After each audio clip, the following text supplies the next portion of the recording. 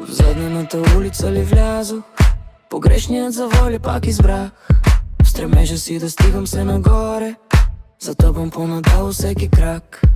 Едно научих от живота скромен, че моето ме първият ми враг. От мислите си трудно ще избягам, дори да имам силите на мак. Но аз ще се измъкна, обещах си. И мисля даже, че си го дължа. Не може всичко да е безвъзвратно.